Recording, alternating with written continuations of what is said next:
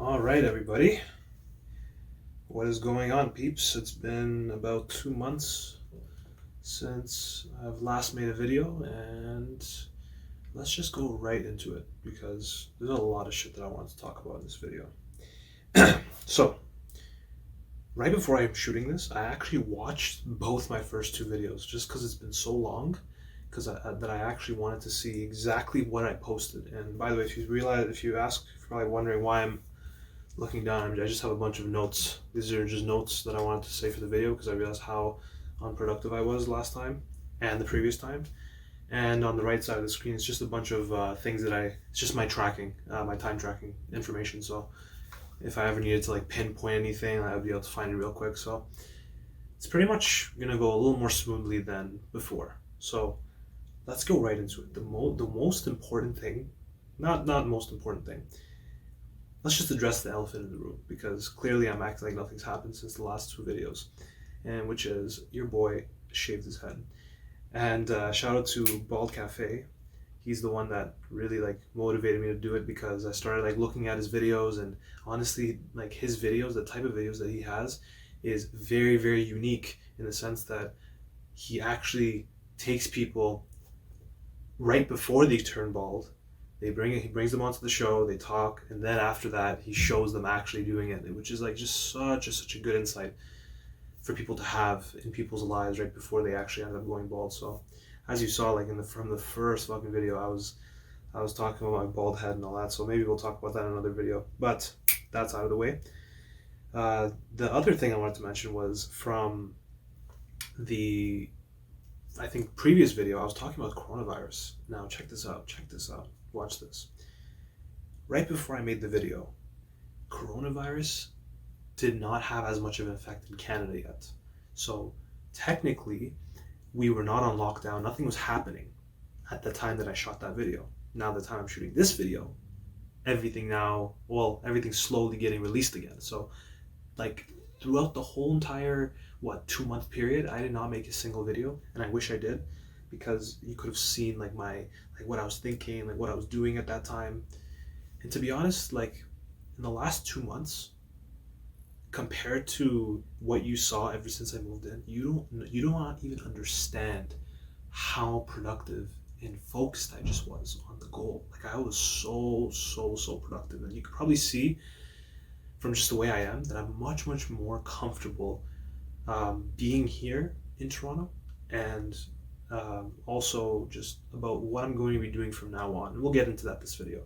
So one of the things I also want to mention, if people are watching like my first video, second video, and now this one, is that I talked about how I moving to Toronto, but then I said I lived in Toronto in the first video. So what I meant to say for the people that are outside Canada is that Toronto is basically considered as a huge city containing little suburban cities around it. So I lived in Oakville. I don't know if I made that clear, but I just wanted to clear that up. Coronavirus at that time was only 50 people infected in Canada. Apparently 6 have died, something like that. Yo, it's at 80,000 now. So that's some crazy shit. The United States at that time, probably only like a few hundred people were infected, and now it's almost 1.8 million, 1.6 million, something crazy like that. The United States has more people that have died than Canada has infected. That's the craziest fucking part. So this shit actually was serious. I wasn't able to get out of my house. I wasn't able to go to any businesses like I mentioned before. I just literally stayed right here and just got my shit in. And honestly, that was like the best thing to be doing. And these last 2 months were good because I just had a lot of time alone. And we'll get into this, we'll talk about this, but I don't actually have that big of a problem being alone because of my past experiences in life.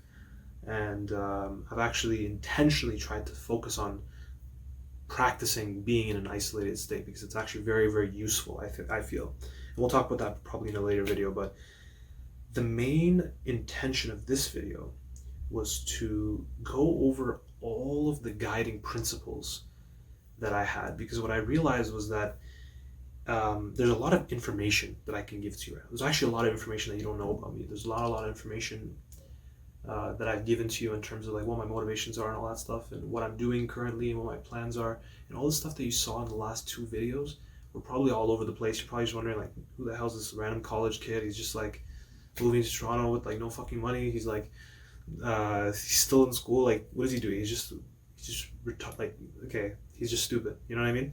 So, point what I'm trying to say is, I'm gonna structure this a little more. That's why I wrote stuff down. That's why I am making sure that I'm not just recording this for the sake of just recording a stream of consciousness. So I'm realizing more and more that a stream of consciousness is not necessarily a good thing, because there's a lot of there's a lot of silences, there's a lot of me looking to the side and not knowing what the fuck I'm gonna say next. You know, so like that's why I'm planning on making sure that this is a little more structured. So let's get into it. So remember, purpose of this video is to make sure you can understand all the things that I'm doing by first establishing the first thing, which is what are the guiding principles that I live by. And by understanding that, you'll understand why I do the things that I do, because there's a lot of, I don't mean to sound cocky or, condescending when I say this, but when I explain what I do to a lot of people, they find it very weird. They find it very, it's almost like overkill. They find it like, what the hell are you doing? It's almost like very, very, not psychotic, that's not the right word. It's almost like obsessive. It's almost like stuff that doesn't even make sense, because it's so random, it's so weird, it's so unusual. So if I can explain these guiding principles, I think everything will make sense. So let's literally just go right into it. So the first thing I wanted to talk about, I wanted to clear up, was this, because a lot of people usually ask this, which is, what is your purpose? Good question. So before, back in the beginning, I used to have what I mean by beginning here is like the last 6 years, when I actually was a little more conscious about what the hell I was doing on with my life. And the last 6 years, let's say, ever since I started grade 12, grade 11, when I was around that age, when I started making thinking for myself, when I started making decisions for myself, properly, and not just listening to what anyone else was saying, my purpose was just to just live life and be like a good person, do all that stuff. That was it. I was really religiously motivated at that time, because I actually grew up very religious. Another story, another time. Then when it came to university, I actually phased out of religion and started focusing as much as I could on self-development, 100% on it. And most people probably don't understand, because from what I've seen online and what I've seen people talk about it, I don't think people understand what self-development really means and what self-help really means. So pretty much what I wanted to do was just outline this, which is, my purpose is not necessarily to get to a specific goal. See, when I talk about self-development is an ongoing process, and it's not necessarily focused on a goal, it's just focused on general improvement. Now you can say that itself is a goal, but just broken up into much, much smaller chunks. Like your goal is to go from point A and then to point B, and then after your point B, then you move on to point C, and then so on, right? Now, that might seem like the case for me, but as I'll go into maybe the last point of my video, you'll realize that that's not actually how I do things. But yes, my purpose, you can call it, is to just focus on as much development as possible from the third-party perspective. Let's get into the actual guiding principles. I haven't even gotten there yet. So after I get into that, then we'll come back to the purpose, and then you'll see what I mean. And enough rambling. So first guiding principle, and I think this is the number one thing. This is what I'll probably, once I, as I talked about in the first video, once I make an actual YouTube channel, has quality content, instead of me just rambling and stuff, I'll talk about it on there, and I'll structure it, I'll package it really, really well. And basically, the number one thing is to be curious. I don't care what else that you have going on in your life. If you're curious about anything that's happening in your experience, I think that you'll be good. You'll be 100% good. The reason why I say this is because curiosity is such a simple concept. In fact, it's actually such an inherent concept within ourselves. We are generally curious, right? It's such an inherent concept that if you just let it happen, you'll probably never experience as many problems as you think you're having in your life for the rest of your life. Now, as a 22-year-old saying this, By the way, I was 21 a month ago or 2 months ago. I just turned 22 like last April. But as a 22-year-old saying this, it might seem like, what the hell is this guy saying? And you're absolutely right. Like that's the point of being curious. I don't know, and I'm curious about that. But the one thing I do know is to be curious, because if you keep that as the only conclusion, if that's your only conclusion about life, that curiosity is the most important thing, then everything else, including the statement itself, can be questioned. You see, it keeps you open-minded. That's the most important thing. And I'm talking about this in the sense that, like, you don't necessarily just question everything purposefully. Like, you don't just, like, I don't know, like, look at this laptop and be like, oh, why is it, I don't know, like, just like asking questions for the sake of asking questions. You ask questions for the sake of interest. Like, you're actually genuinely wondering, what is it? For example, like, why did they make this laptop the dimensions that they did? Why did they use the specific material that they did? You know, like, why did they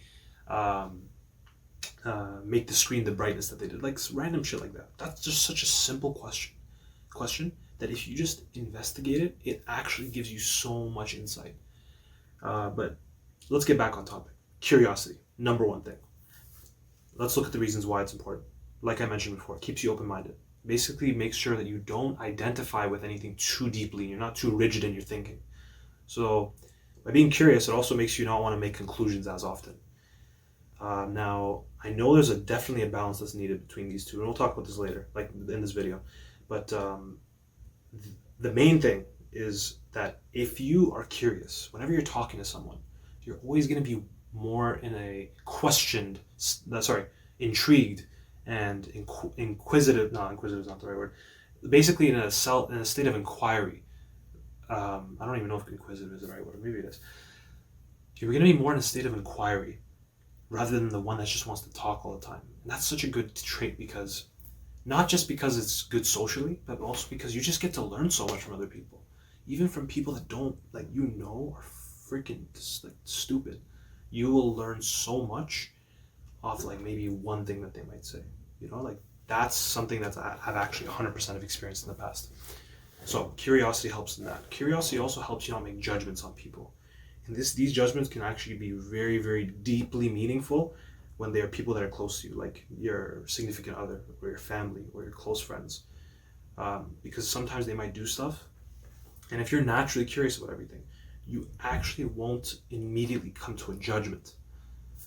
So there's a lot of things. I can talk about curiosity over a single video, and I probably will, like, in the future, on like a main channel type thing. But that was my first number one guiding principle. And the reason why this is the first guiding principle is because it opens up everything else. One more thing I want to mention about curiosity, which is, and this is very, very crazy. Most people, they would find that if they're curious enough about the subject they do not like, they will actually find out that that subject that they didn't like actually tends to be more interesting when they're curious about it.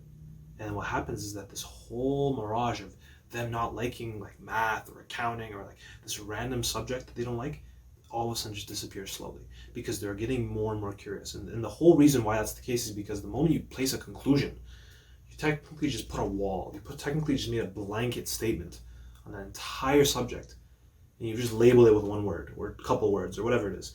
And like, the entire nuance and detail, in infinite detail, that can actually be investigated with any topic in the entire world, has literally just been reduced to a single word, and that was the word that you don't like because of a specific association of a bad experience that you've ever had, and you just put it to the side. And by being curious, it opens that up. It allows you to look further, and I think that's just beautiful. I would say my purpose, if we were to bring this back to purpose, is that by being curious, you just are curious about the world. You just want to understand how the world works. And by doing that, you're self-developing. That's what I meant by self-developing. That's one aspect of it. We'll go into more and tie it back to purpose as we continue going on. That's the first guiding principle. Second guiding principle is to learn. I'm not going to even elaborate on this yet. Okay? So I'll give you a summary of what I mean, and then we'll go on to the next one, and then you'll see why I'm going to come back to it. The second guiding principle is to first learn. learn as much as you can about the world. Because when you're curious, you know what naturally happens? Naturally what happens is that you tend to observe. After you're curious about something, you tend to actually inquire about it. And then first what happens actually before you observe is that you think about it, contemplate. You're like, wow. You basically try to make all types of connections that you already have in your brain, try to make connections between certain nodes of knowledge in your brain. And then after that, if you ever needed more information, you could decide to do two things. You could either observe, or you can consult another piece of data that someone else observed. And then we can go into the whole primary, secondary, tertiary data. That's something completely, it's a complete separate topic. But the whole point of learning here is to gather information from what you observe, and then from there, that's how you learn. Now, there's multiple ways in which you can learn. I'll get into that right after. So, after you learn, that is when you're able to do the third guiding principle that I live by, which is to create.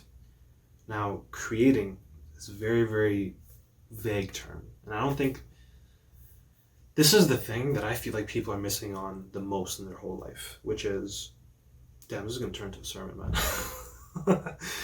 So, this is the thing that I think people are like missing out on completely. I think most people in their life, all they're focused on is trying to model something, trying to copy something at face value, not doing any contemplation about it. This is the whole learning part that I'm talking about. So they're learning, but they're not learning the way in which I'm saying to learn in the second point. They're learning in the sense that they just take something for face value. And then after that, what they do, they just take that, either regurgitate it to someone else by teaching them, or they try to copy what someone else does. So someone does an action, they're like, okay, and then they copy it. Obviously, there's a little bit of deviation in the sense that they do get creative a little more, but it's not enough, because what happens is that people, when you ever give someone something to do, and they're just told to follow whatever someone else did, the chances of them creating something very, very novel and innovative is very, very low, because they're just thinking about modeling and repeating rather than creating. And that's what I want to emphasize here. Creating for the sake of creating something new.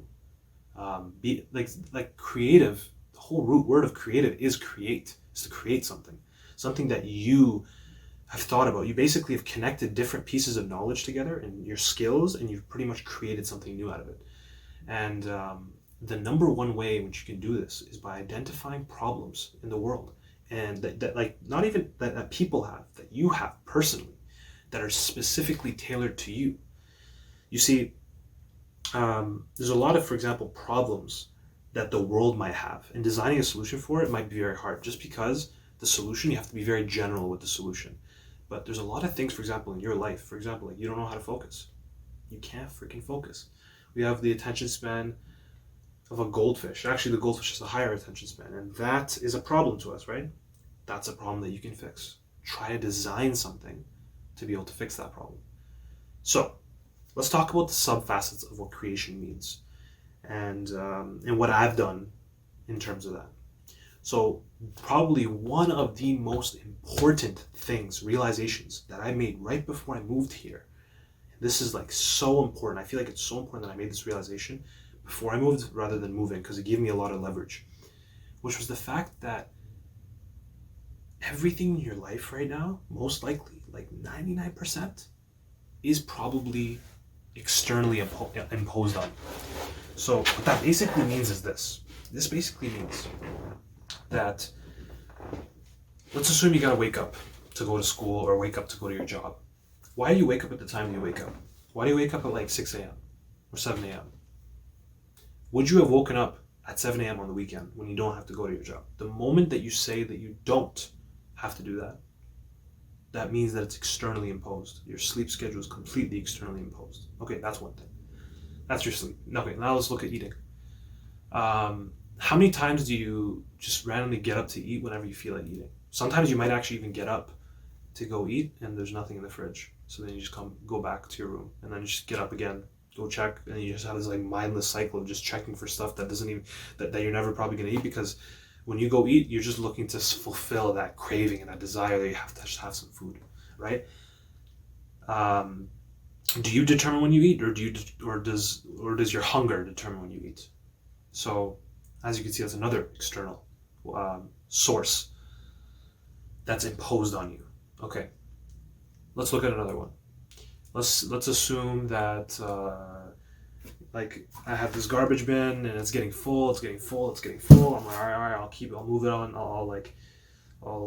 What's the word? What's the word for it? I'll delay it till later. Whatever. And then all of a sudden, the garbage bin starts to overflow. The garbage starts to like fall on the floor. I can't even put any new garbage on it. And you're just like, shit. Like, okay, I gotta fix this problem ASAP, right? Was that external or was it internal? And you can see clearly that it's completely external. As you can see, this whole process of doing this with sleep, with your garbage, with eating, with your laundry, with what you wanted, with the goals that you want to achieve, right? Putting them off. All of this is externally motivated. You even doing anything like any business idea that you have, it's only when you see the gap in that market and you're like, oh my God, I have a fear of missing out. I gotta do it. I got FOMO. I gotta capitalize on this. That's external. You see? And this is the problem with external motivation, which is that you have no control over it, like whatsoever. You will sleep or wake up whenever you want. You'll basically have no control, right? What does no control mean? Is what I'm trying to say. No control means that you have no predictability in your life. When you have no predictability, there's a lot of uncertainty. And look this up. Having uncertainty in your life is probably, well, having enough uncertainty, like a certain amount of uncertainty is good. It's actually really, really good for you, which we'll talk about later in another video maybe. But having too much uncertainty to the point where you cannot even, you don't even know what the hell's going to happen, it actually is severely detrimental to your life. And a lot of people, because of this crazy amount of uncertainty, because there's a lack of control, they have this, they almost feel like their life is completely just out of control and they don't even know what the hell to do with it.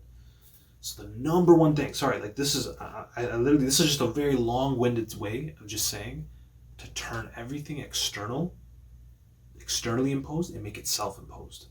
You should self-impose everything, because the moment you self-impose everything, your whole life changes. And I swear to you, this is arguably one of the most important things that I've learned over the last 6 months, which is the moment that you self-impose anything, like your sleep, you wake up at the same time every day, regardless of what's going on, right? Regardless if we have school, regardless if you have work, regardless of whether you gotta go meet someone. If you wake up at the same time every day, not only does it reduce your anxiety and uncertainty, but it also allows you to just completely just systematize that away, and you don't even have to think about it ever again.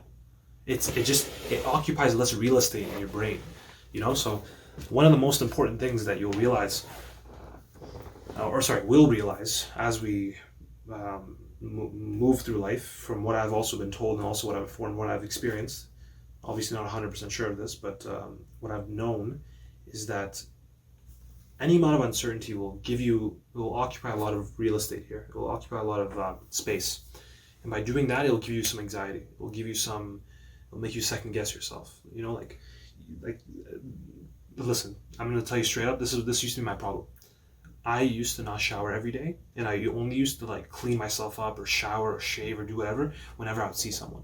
Whenever I would go see my friends, or whenever I would prepare for an event. You know what I mean? That was so externally motivated, and guess what? It literally gave me so much worries, because I was literally just wondering, oh, should I do it now? Should I do it later? You literally have so much. There's a better word for this, but anyways, you just have so many problems that stem out of leaving things to just lay in limbo, that the moment that you self-impose it, it's over, it's gone. And the more you do that with all the things that are externally imposed, oh my God, you have so much more room to think, so much less room to be anxious, so much more room to just contemplate whatever it is that you're contemplating. So that's what I mean by self-imposed versus environmentally imposed. So let me think. I said I'm on these notes. It said that I was gonna cover something, but I'm second guessing whether I should cover it or not, because I think this is already getting too long. So let's do it like this. Let me give you a few examples of creation. stuff that I've created. One of the big problems that I had was that, and this is not just simple fixes like setting an alarm every day to sleep. That's whatever. I'm talking about actual problems that you want to fix. One of the problems that I had was that I had so many thoughts that I thought were useful that I really, really needed a way to document it. Document it, sort it, having a way for me to come back to that thought. Those are like the most important things. Capture, sorting, and recalling. So if you're able to do those three things, all the thoughts that you have in your head will be captured, will be sorted, like organized, and then after that, you can, depending on how you design this, you can then have the thought come back, and then all of a sudden, you can now resume a thought that you thought about 4 months ago that you couldn't have possibly kept in your brain for 4 months without an incredible amount of anxiety and worry, right? So, and what I did basically was I found a tool called Todoist, which for all the productivity people out there definitely know about and definitely recommend it. I basically found a way to just capture most thoughts, and I actually completely process mapped this. We'll talk about all this stuff like process mapping, mind mapping, all that stuff later. The point of what I'm trying to say is that one of the things that I did was that I captured every important thought. I wrote it down. So for example, where's my phone? Oh shit. I'm recording my phone. So, so basically, I would go on my phone. I would literally say, there would literally be a shortcut, like a widget, because I have an Android. It'd be a widget to add a thought or add like a task. In this case, I would add a thought, like an idea or like a task that I wanted to do or a question that I had or whatever it is, like literally anything. And then you just write it down and you just send it. And then what you do is that then you have a separate time that you dedicate to just sorting them. So what does this thought belong to? Which category does it belong to? Does it belong to a question? Does it belong to an idea? Does it belong to something you have to remember? Does it belong to what else? Like an insight that you had, whatever it is, right? So you do that. And once that happens, then everything's sorted. But then the problem is that it's almost as if you're like sorting your documents, but you're never able to see your documents again, because most people that file stuff away in their like Google Drive or their USB or whatever it is, they literally probably will never come back to it. So the final one is a recalling system, which you can come back to it. And that's literally, these are all things that I've designed. I call this a thought management system. And this whole entire thing is just purely was designed by me. And it's in this little aspect of creation that I just made for myself. It makes me so much more motivated to create more things in life, which makes this third guiding principle of creating so important. So that's one example.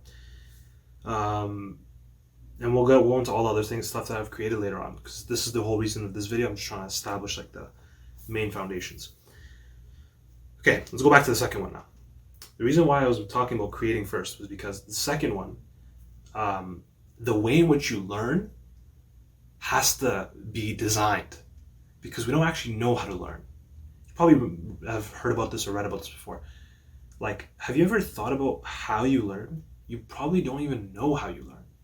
And the way in which I came to it was, if we just left people to their own devices to just learn, they wouldn't learn efficiently at all, like at all. In fact, they wouldn't even be learning properly. They'd just be making conclusions, or they'd be just taking things face value, as you see today in society.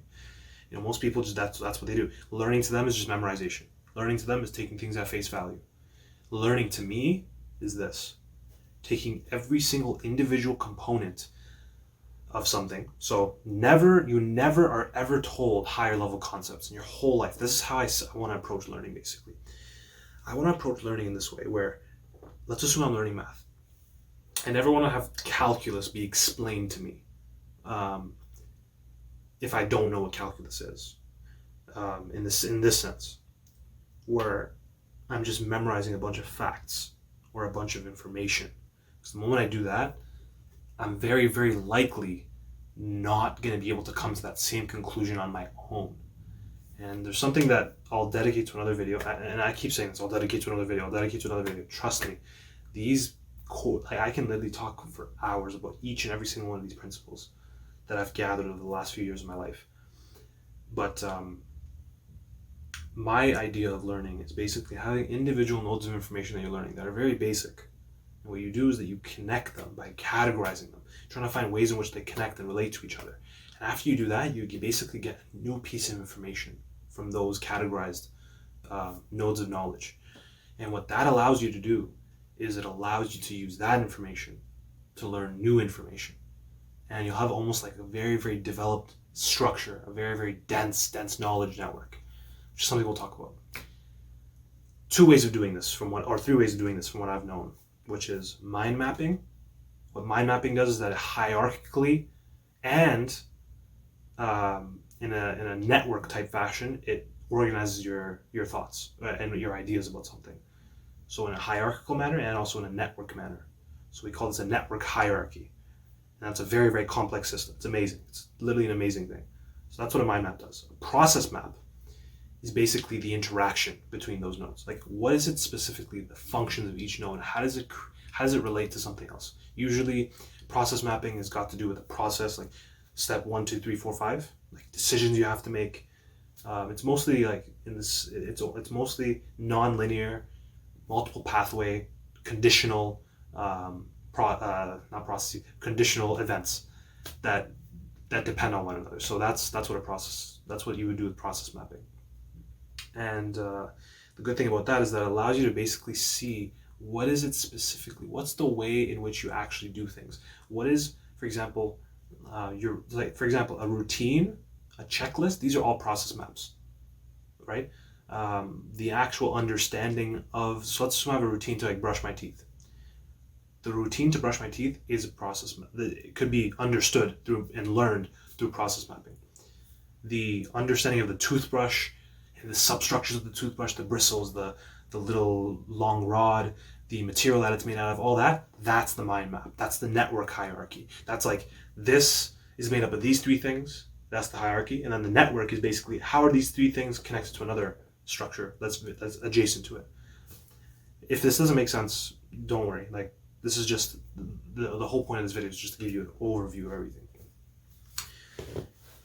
That is what learning really is in terms of mind mapping and process mapping. But then there's a third one. And the third one I think is very, very interesting, because what it does is that it keeps you focused right online. And this is the way in which I thought about it so far. Maybe there's more ways of learning, but these are the three. The third one is something I call a thought project. So this is interesting.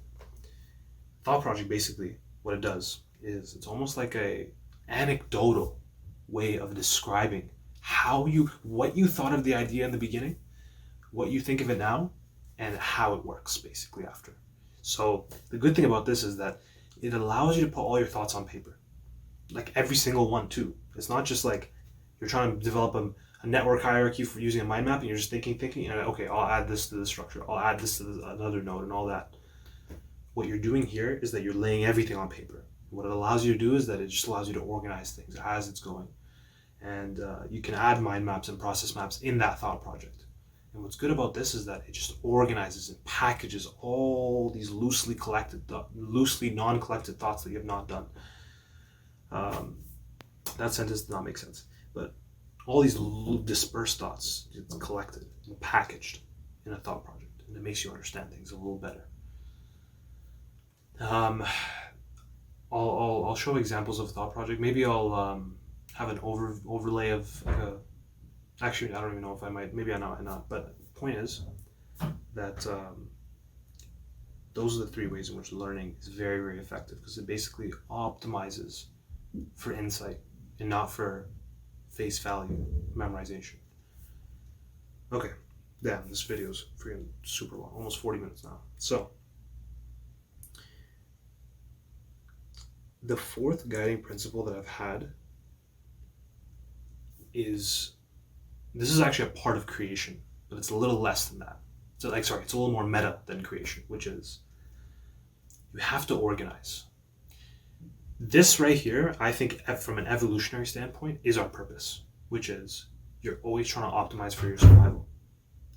When you're trying to optimize for your survival, what happens is you are constantly in a state of trying to leverage the resources that you have to put yourself in a better state, right? So when you do that, that's what organization is. You're just organizing. That's what leveraging really is. It's like you're doing this and you're putting this right here. So when these and these, the synergy between these two things will then cause another result.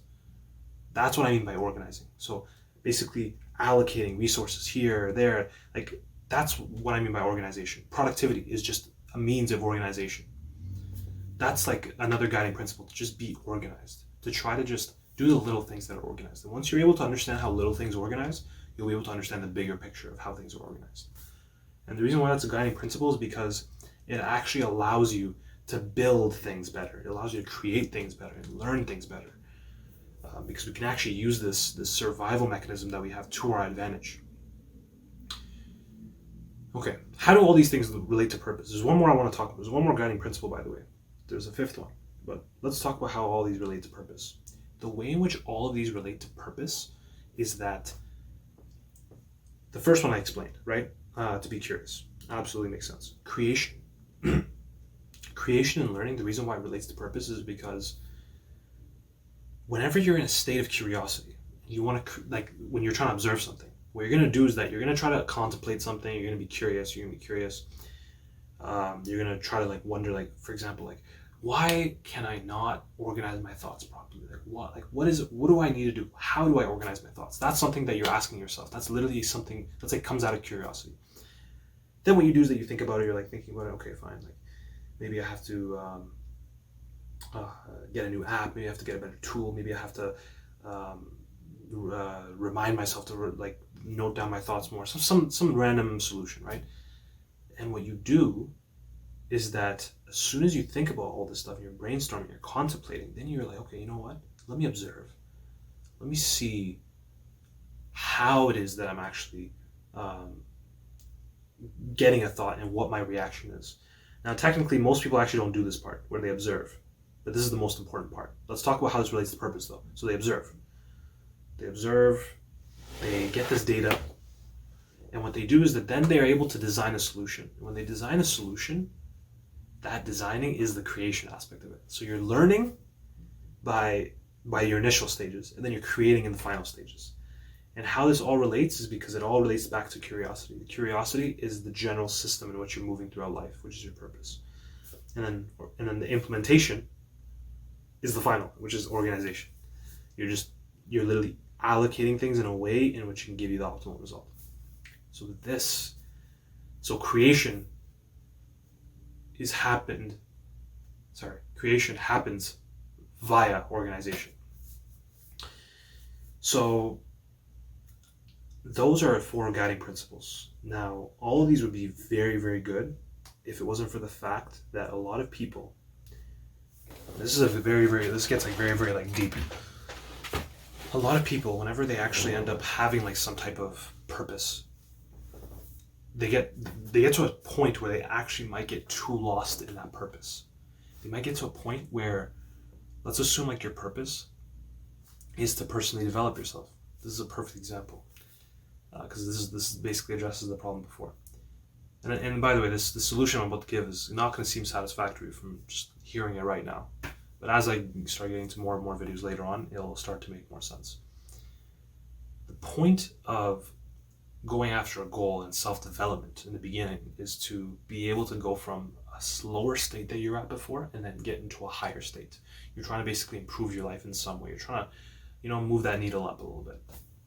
Now, my question is, what happens if you are moving, like you're basically progressing, and then all of a sudden, you just can't go higher than where you are because, let's assume like you're at the gym, you're trying to bench press like 2 plates, you're at 225 now, and you're trying to bench press it, but you just can't go to 250 or 235, no matter how hard you try.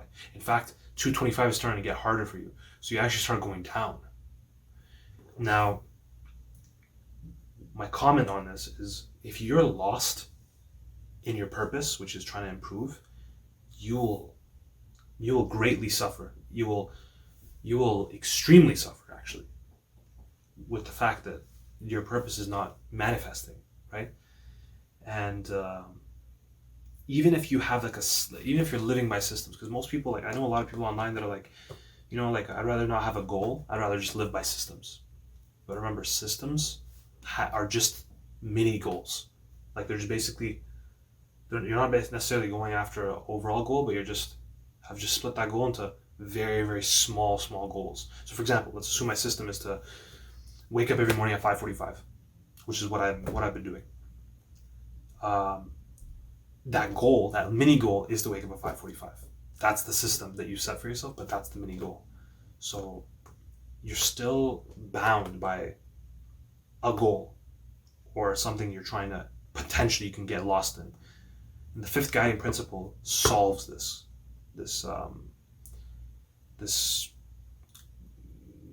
concept of just getting lost in what you're doing.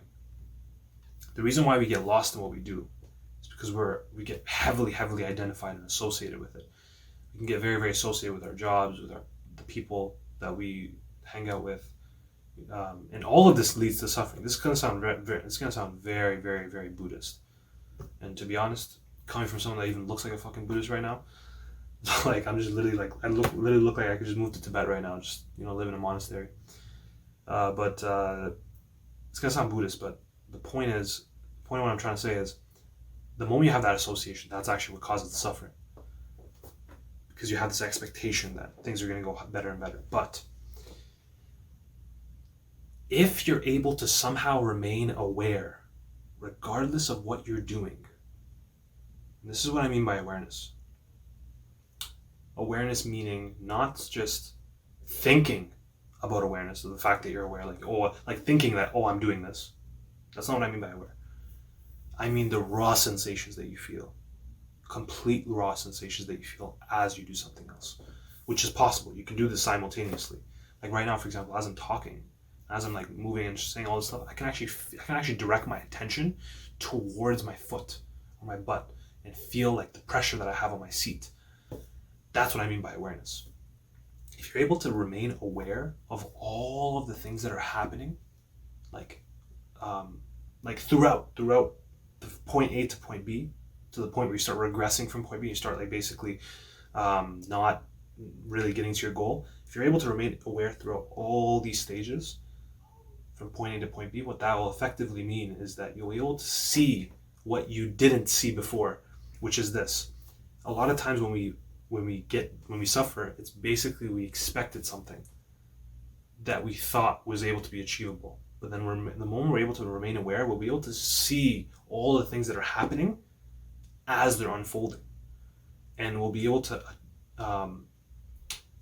this is not really a good way of putting it, but naturally we'll be able to adjust our expectations constantly. And this happens naturally.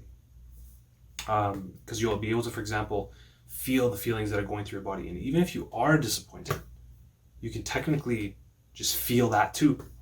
Like there's no need to identify with that. It's like the way in which I'm saying it sounds so bad. It just doesn't make much sense. And the reason why is because it's such an unstructured video. Like I'm saying this all at once. But this is the point of it. Like the point is to try to keep things flowing, right?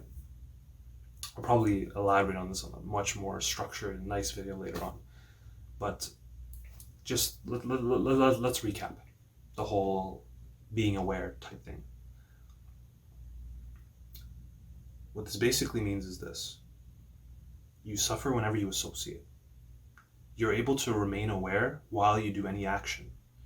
And not just remain aware of your thoughts in terms of like you're thinking about your awareness. Not in terms of like, I'm sitting down in a seat right now. Rather instead, think like being able to turn your attention on the thoughts that are going on in your head. If you're able to see those thoughts, then you basically are in a much better position, because if you don't, you risk the thoughts going through your brain, happening, basically running in the background, and you're not even being aware of it, and then you start doing actions that you didn't even think that you start to do actions that from thoughts that you didn't even think you were harboring to begin with. And that's why the process of being aware helps you catch these thoughts that are happening in the background, the things that you've pushed down.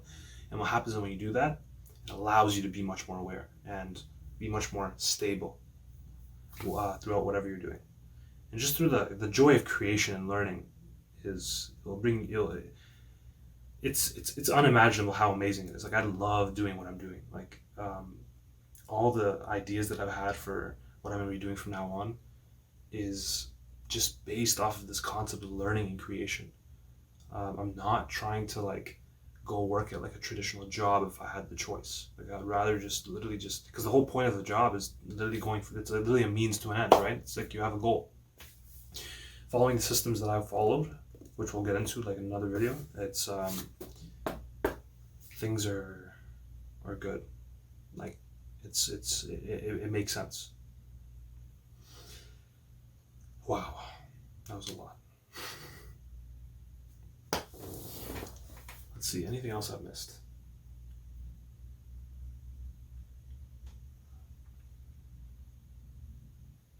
No, I don't think so.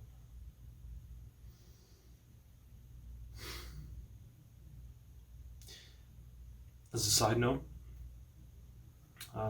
this is almost like a diary as well as a video, but my mindset in terms of like what I'm going to be doing here in downtown Toronto is much better than what it used to be, which is good.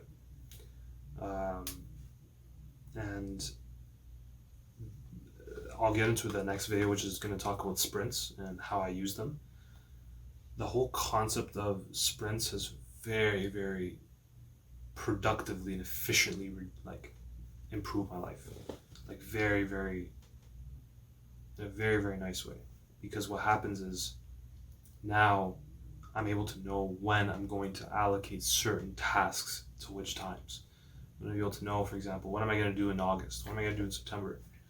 Because there's a lot of tasks, for example, there's a lot of times where you just feel overwhelmed. You're like, oh my God, I got to do this, I got to do that, I got to do this. And what happens is that these sprints just split them up in a way in which you could just be like, oh, not now. It's going to happen here. It's going to happen here. It's going to happen here. And you just focus on what you're supposed to do right now. That's it, man. I will catch you guys later. Peace out.